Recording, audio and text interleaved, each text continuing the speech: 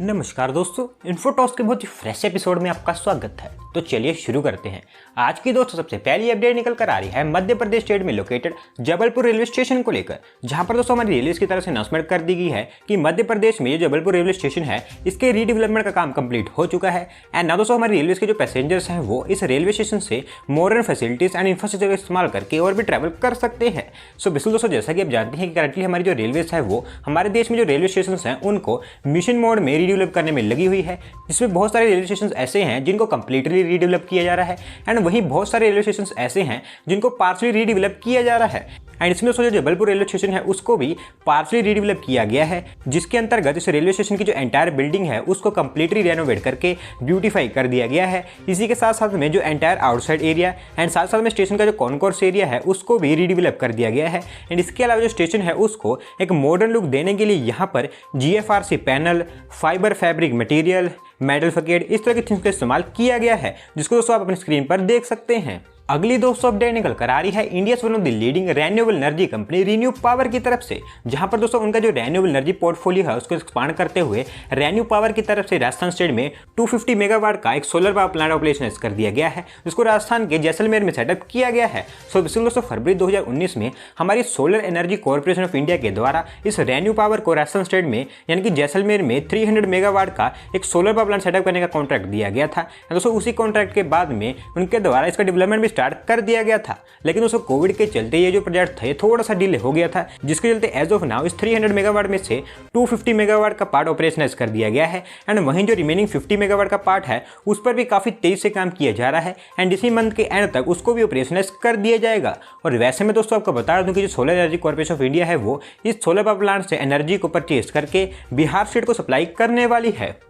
बढ़ते हैं दोस्तों अगली अपडेट की तरफ, जो निकल कर आ रही है हमारे देश के सिविल एविएशन सेक्टर को लेकर, जहां पर दोस्तों हमारे देश के सिविल एविएशन सेक्टर को बूस्ट प्रोवाइड करवाने के लिए हमारी यूनियन सिविल एविएशन मिनिस्ट्री की तरफ से हमारे देश में सिविल एविएशन सेक्टर से रिलेटेड 100 डेज का एम्बिशियस प्लान अनाउंस कर दिया गया है। एंड ना दोस्तों इस प्लान के अकॉर्डिंग हमारी जो यूनियन सिविल एविएशन मिनिस्ट्री है उनकी तरफ से हमारे देश में जो सिविल एविएशन सेक्टर है उससे रिलेटेड कई सारी न्यू रिफॉर्म्स एंड पॉलिसीज को अनाउंस किया जाने वाला है। सो बिल्कुल दोस्तों अगर आपको इस प्लान के बारे में डिटेल में बताऊं तो इस प्लान के अकॉर्डिंग फर्स्टली हमारी सिविल एविएशन मिनिस्ट्री की तरफ से 5 एयरपोर्ट्स, 6 हेलीपोर्ट्स एंड हमारी गवर्नमेंट ऑफ इंडिया की जो उड़ान स्कीम है उसके अंतर्गत 50 न्यू एयर रूट्स को ऑपरेशनाइज किया जाएगा, जिसमें से 30 न्यू रूट्स को अक्टूबर तक ऑपरेशनाइज कर दिया जाएगा। और वहीं बात करें इन 5 एयरपोर्ट्स की तो ये एयरपोर्ट्स केशोद गुजरात, देवघर झारखंड, गोंदिया महाराष्ट्र, सिंधुदुर्ग महाराष्ट्र, कुशीनगर यूपी यहाँ पर ऑपरेशनाइज किए जाएंगे। एंड वहीं बात करें हेलीपोर्ट्स की तो ये संजौली शिमला, सासे मनाली, मंडी, बड्डी ये चारों हिमाचल प्रदेश में,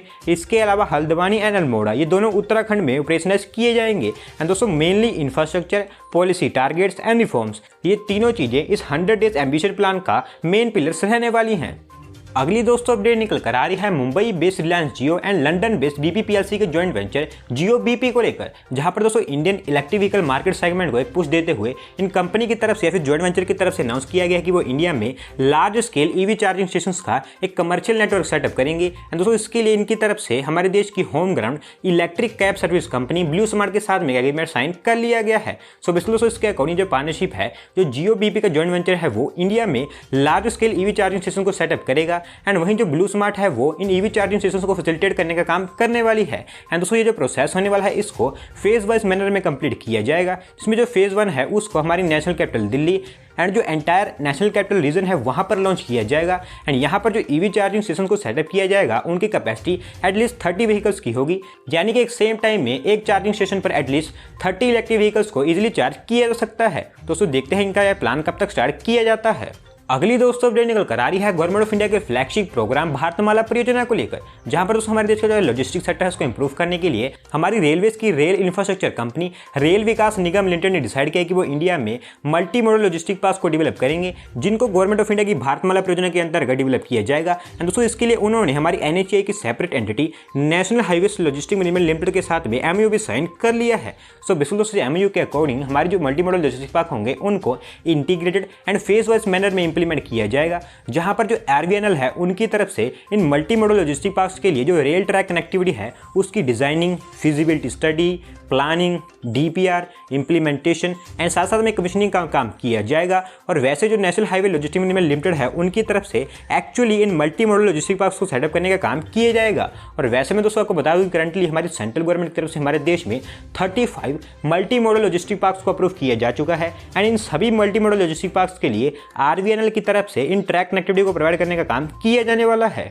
अगली दोस्तों अपडेट निकल कर आ रही है Bengaluru based online food ordering and delivery platform Swiggy को लेकर, जहां पर दोस्तों हमारे देश के नॉर्दर्न एंड सेंट्रल पार्ट में उनके बिजनेस को एक्सपांड करने के लिए स्विगी ने डिसाइड किया कि वो हरियाणा के गुरुग्राम में उनका एक मेगा स्विगी डेवलपमेंट सेंटर को सेटअप करेंगे, जहां से वो नॉर्दर्न एंड सेंट्रल इंडिया में उनके जो ऑपरेशन है उनको कंट्रोल करने वाले हैं। सो बिल्कुल ये जो स्विगी है वो हमारे देश के जो साउदर्न रीजन है वहां पर डोमिनेट करती है एंड वहीं जोमेटो जो कि एक्चुअली एक गुरुग्राम बेस्ड कंपनी है वो हमारे देश के नॉर्दर्न इंडिया में उनकी डोमिनेंस रखती है। रिसेंटली हमारे देश का जो साउदर्न पार्ट है वहां पर जोमेटो ने उनकी प्रेजेंस को अच्छी बनाने के लिए उबर ईट्स को एक्वायर कर लिया था ताकि वो स्विगी को टक्कर दे सके। एंड दोस्तों इसी को देखते हुए स्विगी ने भी जोमेटो को टक्कर देने के लिए डिसाइड किया है कि वो हमारे नॉर्दर्न इंडिया में उनके जो बिजनेस है उसको और भी एक्सपांड करेंगे, जिसके चलते उनकी तरफ से हरियाणा के गुरुग्राम में उनका ये स्विगी डेवलपमेंट सेंटर सेटअप किया जाएगा। एंड दोस्तों स्विगी डेवलपमेंट सेंटर से स्विगी की तरफ से उनके न्यू पार्टनर्स को फाउंड करके स्विगी की तरफ से उनकी जो सर्विसेज है उनको नॉर्थ इंडिया में और भी बेहतर बनाया जाएगा। दोस्तों देखते हैं कि इनका ये सेंटर है कब तक सेटअप किया जाता है।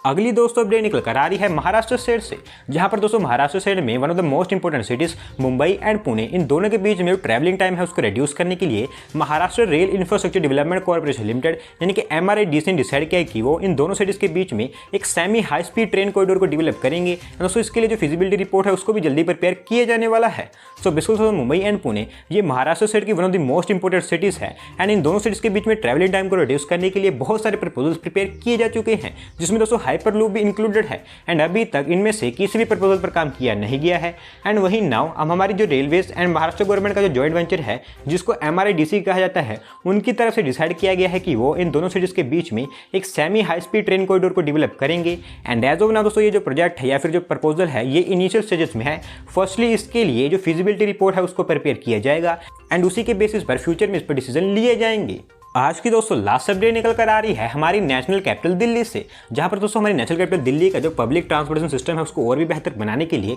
दिल्ली गवर्नमेंट की तरफ से अनाउंसमेंट कर दी गई है कि दिल्ली ट्रांसपोर्ट कॉर्पोरेशन के लिए 2 न्यू मल्टी लेवल बस पार्किंग फैसिलिटीज का कंस्ट्रक्शन किया जाएगा एंड दोस्तों इनका जो कंस्ट्रक्शन वर्क है उसको भी जल्दी स्टार्ट कर दिया जाएगा। सो बेसिकली दोस्तों ये जो मल्टी लेवल बस पार्किंग फैसिलिटीज होगी इनको दिल्ली ट्रांसपोर्ट कॉर्पोरेशन के हरिनगर एंड वसंत विहार बस डिपोट्स यहाँ पर सेटअप किया जाएगा, जो कि दिल्ली गवर्नमेंट के according state of the art and world class होंगे। एंड दोस्तों ये जो मल्टी लेवल बस पार्किंग फैसिलिटीज होगी इनकी कैपेसिटी दिल्ली ट्रांसपोर्ट कॉर्पोरेशन के जो एग्जिस्टिंग बस डिपोट्स है उनसे ऑलमोस्ट ट्रिपल होने वाली है। एंड इसका जो कंस्ट्रक्शन वर्क है उसको national building construction corporation limited यानी कि NBCC के द्वारा कंप्लीट किया जाएगा। एंड वहीं दोस्तों इनिशियली इसका जो कंस्ट्रक्शन वर्क है उसको इस साल के एंड तक स्टार्ट किया जाएगा एंड 2024 में इन दोनों डिपोट्स को फेज वाइज मैनर में कंप्लीट कर दिया जाएगा। तो दोस्तों आज की वीडियो में बस इतना ही। अगर आप अपनी तरफ से कोई अपडेट सबमिट करना चाहते हैं तो डिस्क्रिप्शन में दिए गए लिंक पर क्लिक करके सबमिट कर सकते हैं। और अगर आज की वीडियो पसंद आई हो तो वीडियो को लाइक करें, चैनल को सब्सक्राइब करें। धन्यवाद आपका वीडियो को देखने के लिए।